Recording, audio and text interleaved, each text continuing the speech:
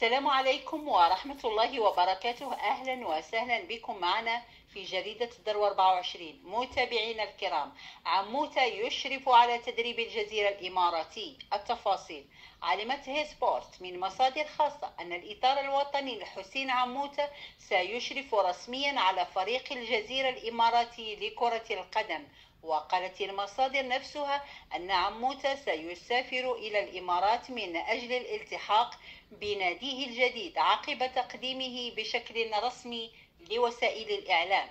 وكانت مصادر قد أكدت في وقت سابق قرب توقيع عموتة في كشوفة الفريق الإماراتي من أجل الإشراف على الفريق ابتداء من الموسم الكروي المقبل.